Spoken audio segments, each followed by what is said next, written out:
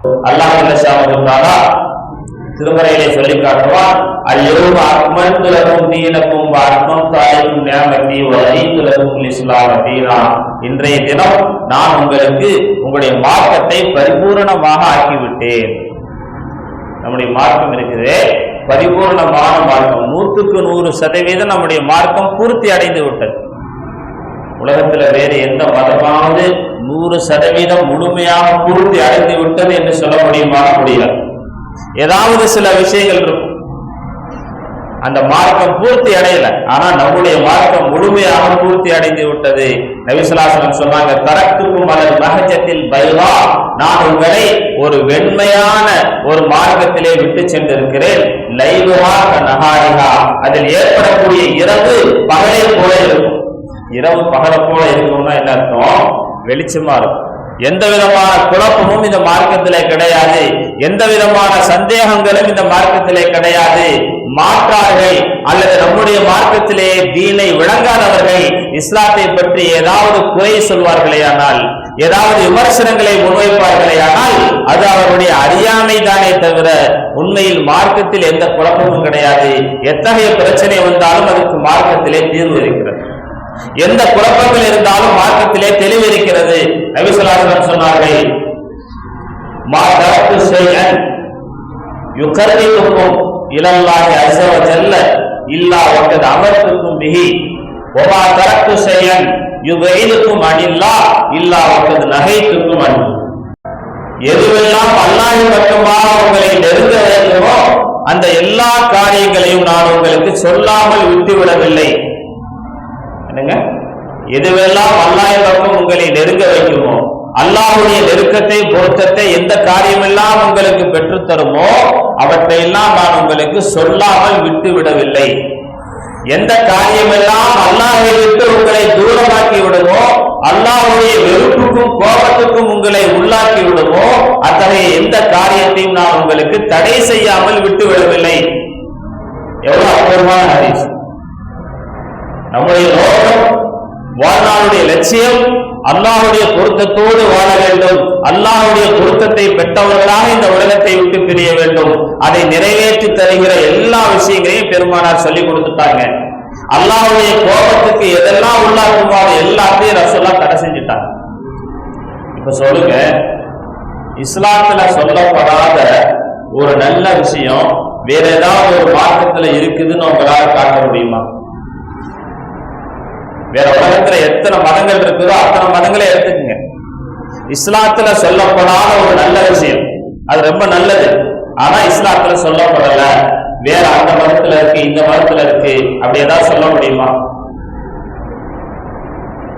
கண்டிப்பா சொல்ல முடியாது. நபி ஸல்லல்லாஹு அலைஹி வஸல்லம் சொல்லிட்டாங்களா இல்லையா? நான் எதையுமே சொல்லாம விடலன்னு சொல்லிட்டாங்களா இல்லையா? கண்டிப்பா சொல்ல முடியாது.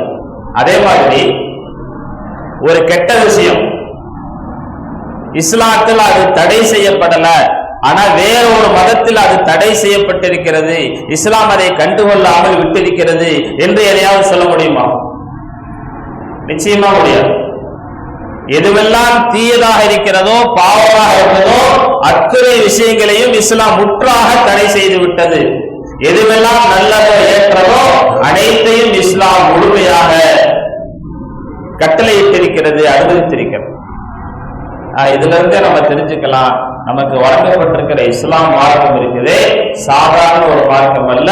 இவ்வுலகிலும் மறு உலகிலும் ஒரு மனிதனுக்கு தேவையான அனைத்து நலவுகளையும் முழுமையாக பெற்றுத் தரக்கூடிய மார்க்கம் இஸ்லாம் என்பதிலே நாம் பெருமைப்பட வேண்டும். அல்லாஹ்வுக்கு நாம் நன்றி செலுத்த வேண்டும். ஹஜ்ரத் சல்மான் பார்சி ரலியல்லாஹு தஆலா அன்ஹு அவர்களிடத்துல ஒரு இணை வைப்பாளன் வருகிறார்.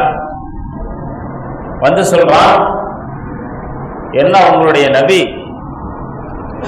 நபி சிறுநீர் கழிக்கிற முறையை கூட சொல்லி தந்ததை நான் கேள்விப்பட்டேன். எப்படி பீஷா போடணும், சிறுநீர் எப்படி கழிக்கணும், சிறுநீர் கழிச்ச பின்னாடி எப்படி சுத்தம் பண்ணணும், அதை ஒரு நபி சொல்லி தந்ததை நான் கேள்விப்பட்டேன். ஒரு நபி போய் இதெல்லாம் சொல்லிக் கொடுக்கணுமா? நபினா யாரு? அல்லாஹ்வுடைய தூதர். உயர்ந்த விஷயங்களையும் தானே சொல்லித் தரணும், மிகச்சிறந்த விஷயங்களை தானே சொல்லித் தரணும். ஆனா ஒண்ணுக்கு போயிட்டு எப்படி சுத்தம் பண்றதுங்கிறத போய் உங்க நபி சொல்லி கொடுத்திருக்கிறாரு அப்படின்னு ஏளனமா கேட்டான். அப்ப சல்மான் பார்த்து சொன்னாங்க, எங்க நபி அதை கூட சொல்லாமல் விட்டு விடவில்லை. எங்க நபி எதைத்தான் சொல்லாம விட்டுருக்காங்க? எப்படி சிறுநீர் கழிக்கணும், எப்படி நகை வெட்டணும், எப்படி கைவரைக்கும் போயிட்டு வரணும், அதை கூட எங்க நபி சொல்லி தந்திருக்காங்கன்னா எங்க நபி எதைத்தான் சொல்லாம விட்டாங்க? வலது கையால் நாங்கள் அந்த உறுப்பை பிடிக்க கூடாது, இடது கையால் பிடிக்க வேண்டும், ஒற்றைப்படையான கல்லை கொண்டு சுத்தம் செய்ய வேண்டும், சிறுநீர் கழிக்கிற சமயத்திலே கிபிலாவை முன்னோக்கு வரக்கூடாது என்பது உட்பட அனைத்து விஷயங்களையும் எங்களுடைய நபி சொல்லி தந்திருக்கிறார்கள் என்று பெருமிதத்தோடு பதில் சொன்னார்கள் சல்மான் பார்சி ரலியல்லாஹு அன்ஹு. சின்ன சின்ன விஷயங்களை கூட இஸ்லாம் விடலைங்க. மனித வாழ்வுக்கு தேவையான அத்தனை விஷயங்களையும் சொல்லி தந்திருக்க மார்க்கம். நம்முடைய மார்க்கம் 2 விஷயங்களை அடிப்படையாக கொண்டது. ஒன்று ஜாமியத், 2வது அபதியத். ஜாமியத் அப்படின்னு சொன்னா எல்லா மனிதர்களுக்கும் தேவையான விஷயங்களும் நம்முடைய மார்க்கத்தில் உண்டு. ஆண்கள், பெண்கள், சிறுவர்கள், வயோதிகர்கள், வாலிபர்கள், குளிர் பிரதேசங்களிலே வாழ்பவர்கள், வெயில் பிரதேசங்களிலே வாழ்பவர்கள், மலை உச்சியிலே வசிப்பவர்கள், நிலத்திலே வாழ்பவர்கள், கடலிலே வாழ்பவர்கள், அத்தனை பேருக்கும் தேவையான விஷயங்கள் இஸ்லாத்திலே உண்டு. இது ஜாமியத். அபதியத்துன்னு சொன்னா எல்லா காலத்துக்கும் பொருந்தக்கூடிய சட்டங்கள். 1400 வருடங்களுக்கு முன்னாலே பாலைவனத்திலே வாழ்ந்த மக்களுக்கு தேவையான விஷயங்களை மட்டும் இஸ்லாம் சொல்லிக் கொடுக்கவில்லை.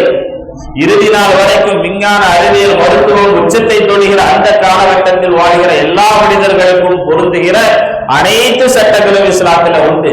எல்லா பிரச்சனைகளுக்கும் தீர்வு உண்டு. எனவே நாம் அந்த இஸ்லாத்தினுடைய மகத்துவத்தை நாம் உணர வேண்டும் என்பதற்காக நான் சொல்லுகிறேன்.